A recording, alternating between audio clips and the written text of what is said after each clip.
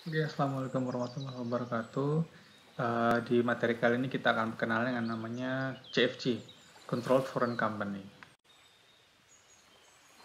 Nah, CFC ini sebenarnya intinya adalah anak perusahaan ya, yang didirikan di negara lain. Namun kendalinya ada di perusahaan dalam negeri. Tujuannya apa? Ya, untuk meminimalkan pajakan, untuk penghindaran pajak. Ya. Nah, mengapa ini bisa terjadi?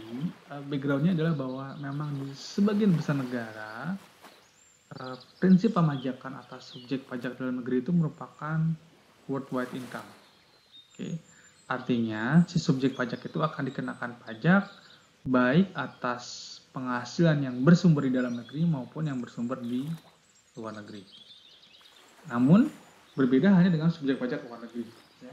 Nah, subjek pajak luar negeri ini hanya akan dikenakan pajak atas penghasilan yang bersumber dari negara pemberi penghasilan, dia dari negara sumber saja.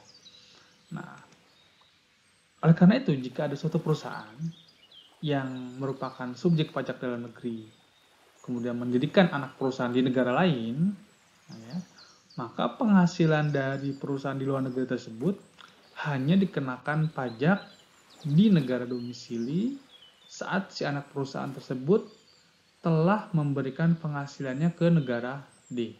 Ya, jadi nggak bisa tiba-tiba atas penghasilan yang diterima oleh subjek pajak luar negeri langsung dibebankan pajak, kecuali sudah diatur di P3B maupun di PPh pasal 26. Ya.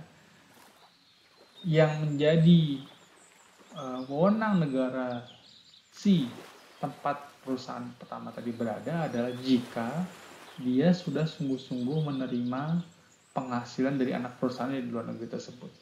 Oke ya.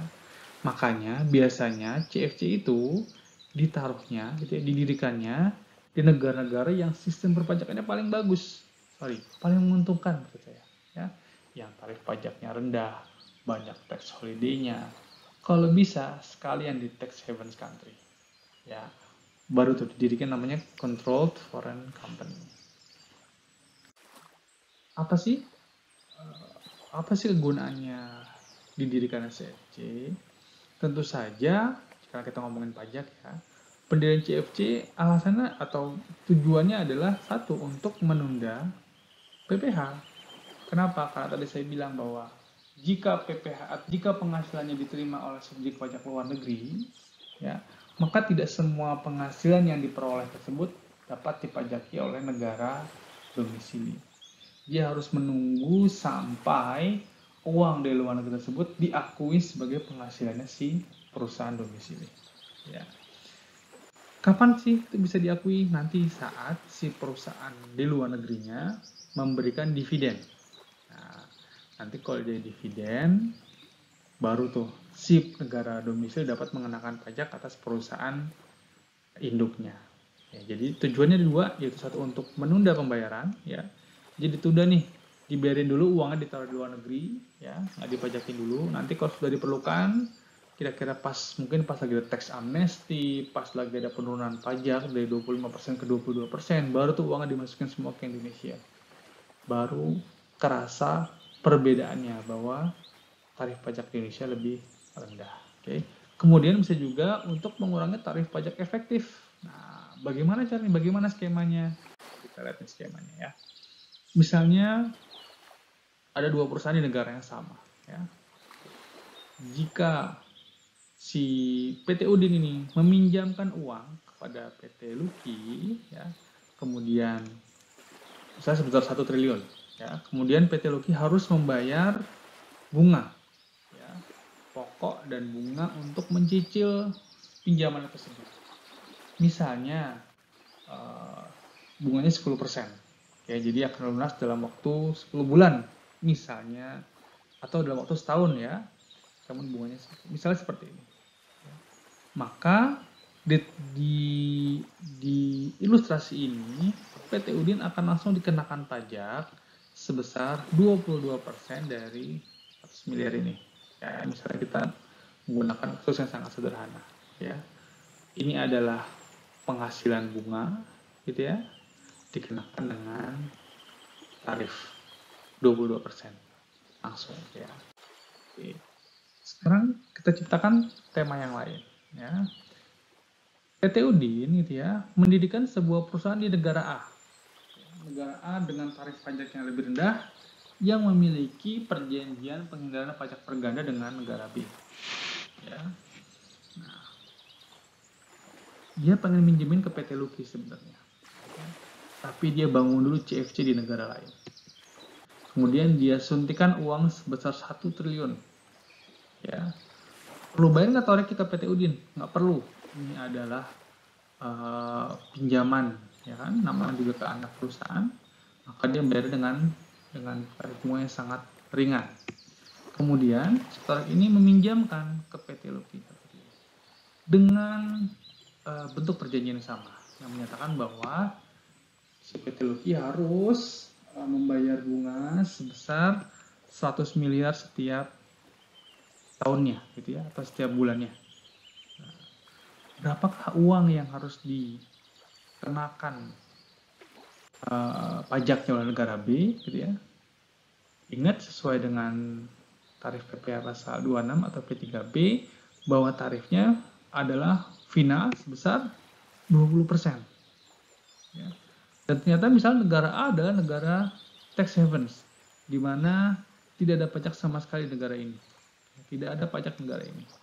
Artinya hanya 20% inilah yang akan dikenakan oleh si PT Luki. Ya. Apakah kemudian PT Udin dikenakan pajak? Belum. Karena dari pembayaran PT Luki ke PT Torik, PT Luki belum menerima penghasilan apapun. Oke, sehingga misi tercapai, mission accomplished, bahwa dengan skema seperti ini, satu, ya, ketika menerima pembayaran uang, ya, uangnya masuk ke mana? Ya masuk ke PT Torik dan PT Udin. Ya. Mereka ini adalah satu kesatuan, satu grup. Ya. Apakah sudah bayar pajak? Belum. Ya. Karena PT Udin belum harus bayar pajak karena dia belum memiliki keuntungan pada tahap ini. Yang kedua, dia juga bisa menurunkan tarif efektifnya. Yang tadi kenanya 22%, sekarang kenanya hanya 20%. Lumayan 2%. Kalau dikali 100 miliar jadi 2 miliar tuh. Bisa buka UMKM yang bisa buat ekspansi usaha gitu ya. Nah, ini merupakan sebuah tax management. Kemudian bagaimanakah otoritas perpajakan mengcounter atau mengantisipasi hal ini? Di Undang-Undang PPh kita dinyatakan bahwa undang-undang tersebut pasal 11 ayat 2 tepatnya memberikan kewenangan kepada Menteri Keuangan untuk menetapkan saat diperolehnya dividen. Ya. Jika ada penyertaan modal pada badan usaha di luar negeri yang sahamnya tidak diperjualbelikan di bursa efek. Wah, ini CFC banget nih. Ada badan usaha di luar negeri yang dia miliki dan tidak diperjualbelikan di bursa efek. Nah, ini sudah hampir pasti bahwa ini adalah control foreign company.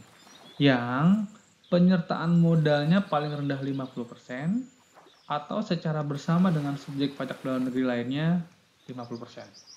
Jadi misalnya dia join dengan perusahaan lain, ya, dia hanya punya 10%, tapi perusahaan Indonesia lain punya 40%, jadi secara bersama-sama mereka memiliki 50%, termasuk kategori yang masuk ke 18 ayat 2 Undang-Undang PPh ini. Apa yang diatur bahwa jika CFC yang dimilikinya memperoleh keuntungan, ya, maka ditentukan bahwa telah dibagikan dividen. Meskipun aslinya nggak ada dividennya, tapi ditentukan oleh Menteri Keuangan bahwa jika ada CFC punya keuntungan, maka dianggap memperoleh dividen, yaitu bulan keempat setelah batas waktu penyampaian SPT di luar negeri. Artinya, perusahaan di Indonesia harus mengakui adanya dividen ya, atas keuntungan CFC-nya di luar negeri. Apa artinya kalau pengakuan keuntungan? Harus bayar pajak. Nah, apakah ada dividen? Mungkin aslinya nggak ada. Tapi diatur bahwa Jika CFC-nya di luar negeri punya keuntungan, ya, maka pada bulan keempat setelah batas waktu penyampaian SPT luar negeri itu sudah harus diakui sebagai dividen dan sudah dibayar pajaknya. Oke. Atau pada bulan ketujuh setelah tahun pajak berakhir. Ya, jadi ini bulan keempat, ini bulan ketujuh jika nggak wajib lapor SPT di luar negeri. Wah. Jadi misalnya di sebuah tax haven country di mana tidak ada administrasi perpajakan sama sekali, maka di bulan ketujuh, ya, di bulan Juli, itu semua keuntungan di CFC harus diakui sebagai dividen. Berapa besar keuntungannya atau berapa besar dividen itu sebanding dengan penyertaan modal pada badan usaha luar negeri tersebut. Jadi misalnya naruhnya punya 50%, ya berarti 50% dari keuntungan tersebut dianggap sebagai dividen dan pengenaan pajaknya dipersamakan dengan penghasilan berupa dividen. Ini contoh skema dari konsekuensi pengaturan CFC yang sudah kita bahas sebelumnya.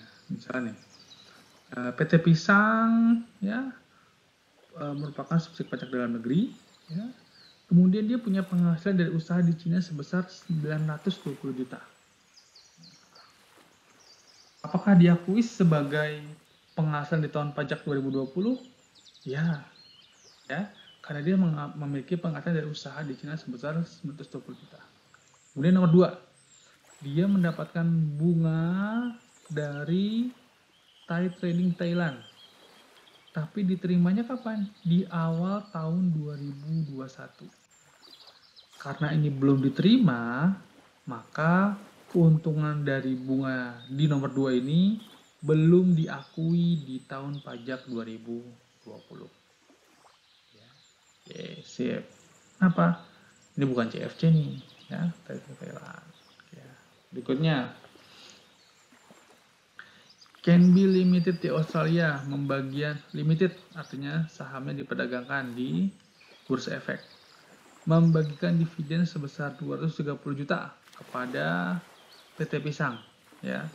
Dia memiliki saham sebesar 18%. Nah, dividen berasal dari keuntungan diperoleh Canby Limited pada tahun 2018.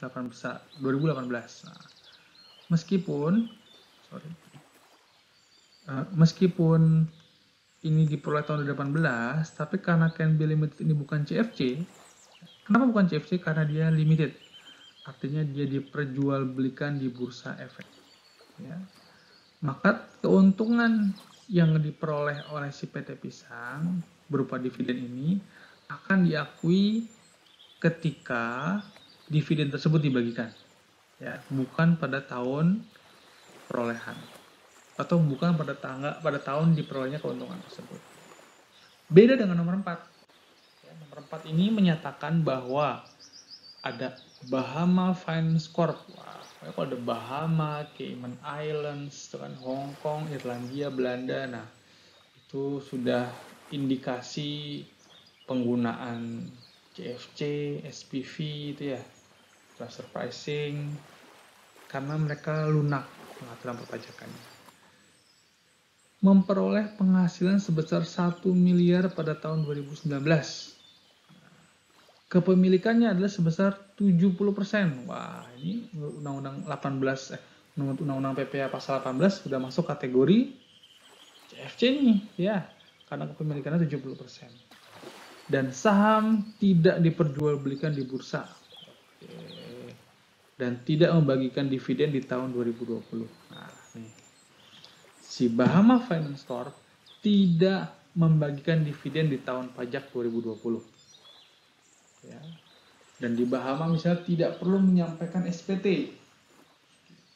Maka atas penghasilan Bahama Finance Corp tersebut sebesar 1 miliar, 700 jutanya ya, atau 70% dari 1 miliar tersebut harus diakui sebagai dividen oleh PT Pisang setidaknya di bulan ke-7, di bulan Juli. Meskipun si Bahama Finance Corp tidak membagikan dividen. Nah, ini merupakan konsekuensi dari pengaturan CFC di Undang-Undang 18 ayat 2 tadi. Ya. Sip. Selain CFC, ada satu lagi nih istilahnya. Itu namanya dengan Special Purpose Vehicle, atau di beberapa textbook namanya adalah Special Purpose Company, SPC. Ya. Apa nih si SPV ini? Ya. Nah, ini perusahaan ini hanya didirikan yang sifatnya sementara. Ya, dia hanya temporer aja. Yang kedua, didirikan di negara dengan preferensi pajak lebih menguntungkan. Wah, sama aja nih kayak CFC. Dia nyari negara-negara di mana tarif pajaknya lebih rendah. Atau kalau bisa tarif pajaknya 0. Dan biasanya berbeda dengan CFC, Special Purpose Vehicle ini nggak punya tidak punya unit usaha yang sangat substansial gitu ya. Dan sepenuhnya dimiliki oleh si pendiri. Nah, buat apa si SPV didirikan? Sama contohnya, yaitu untuk menghindari pengenaan pajak atau mencari fasilitas perjanjian yang ada di tax treaty di negara-negara yang kerjasama dengan negara domisili. Jadi kayak treaty shopping gitulah ya. Cari-cari treaty yang menguntungkan buat perusahaan. Contohnya nih, ya. Contohnya gampang contohnya. Ada 2 perusahaan di Hong Kong, ya. Misalnya perusahaan pertama memiliki saham di PT VO di Indonesia dengan kepemilikan sebesar 10%. Dia punya saham di PT VO sebesar 10%. Kemudian dia ingin menjual saham tersebut ke perusahaan lainnya yang sama-sama di Hong Kong. Oke. Jadi beralihlah kepemilikan saham dari perusahaan pertama di Hong Kong ke perusahaan kedua yang ada di Hong Kong. Konsekuensi perpajakan dari transaksi penjualan saham ini akan dikenakan PPh final 5%, ya, yaitu atas penghasilan yang diterima oleh wajib pajak luar negeri, yaitu berupa keuntungan dari penjualan saham. Nah, dari keuntungan yang diperoleh oleh si perusahaan ini harus dikenakan PPh final 5%. Nah, berbeda jika didirikan CFC dulu. Nah, ini kasusnya lebih ekstrim. Misalnya ada 2 perusahaan di Indonesia, ya. Dia pengen beli saham PT VO. Kan sudah dilihat ke depannya, wah PT VO ini akan maju sekali nih. Dia prospektif sekali. Saya mau beli saham PT VO. Dan suatu saat kalau nilainya sudah semakin tinggi, sahamnya akan saya jual. Nah, kira-kira seperti itu. Dan karena konsultannya pintar gitu ya, mereka menyarankan bikin dulu SPV di Cayman Island, ya, di Kepulauan Cayman. Setelah membuat sebuah special purpose vehicle di Cayman Island, SPV inilah yang membeli saham sebesar 10% dari PT VO. Jadi siapa nih pemilik sahamnya? Itu perusahaan terdaftar di Cayman Island. Meskipun pemilik sesungguhnya adalah ini, tapi tertulis di akta sahamnya pemiliknya adalah dia. Suatu saat saham PT VO meroket tinggi sekali. Ketika si perusahaan pertama ini ingin menjual, maka yang dijual bukan saham PT VO, melainkan yang dijual adalah kepemilikan atas perusahaan di Cayman ini. Apa konsekuensi dari transaksi ini? Tidak ada PPh final 5%. Kenapa? Karena PPh tersebut hanya kalau ada perpindahan saham. Sedangkan sahamnya tetap di perusahaan di Cayman. Kepemilikan tidak berubah. Dan di Cayman tidak ada tax. Ya. Gratis, jadi penjualan saham dari sini gratis. Ini yang namanya SPV, ya. Memang tidak ada kegiatan usaha secara substansial dan memang didirikan hanya untuk jual beli sahamnya si PT VO ini, atau mungkin saham-saham PT yang lain. Asik nih, Ya, bisa jualan saham tanpa dikenakan PPh final 5%. Bagaimana untuk mengcounter ulah para wajib pajak yang memanfaatkan fitur atau kemungkinan penggunaan SPV? Yaitu satu, yaitu pendirian SPV ini ditetapkan sebagai pembelian yang dilakukan oleh wajib pajak. Nah, jadi ketika si SPV tadi di Cayman beli sahamnya PT OVO, maka ditetapkan jika memang teridentifikasi atau ketahuan bahwa itu merupakan SPV yang didirikan oleh perusahaan Indonesia, maka pembelian oleh SPV tersebut ditetapkan sebagai pembelian si wajib pajak. Artinya, ketika jual saham, sebenarnya yang dijual memang sahamnya PT VO dan dapat dikenakan PPh final 5%. Oke, kira-kira itu aja ya. Intinya bahwa penggunaan CFC ini atau SPV ini memang tujuannya adalah untuk mencari kemungkinan dikenakan pajak yang lebih kecil. Ya, kalau transfer pricing kita menggunakan modifikasi harga. Nah, CFC dan SPV ini menggunakan pendirian entitas perusahaan di negara lain yang tarifnya memang lebih rendah. Ya, dengan demikian semua penghasilan dikenakan penghasilan di negara dengan tarif yang lebih rendah dulu. Oke, kira-kira seperti itu teman-teman materi mengenai SPV. Sekian dulu, nanti kita lanjut ke materi berikutnya. Assalamualaikum warahmatullahi wabarakatuh.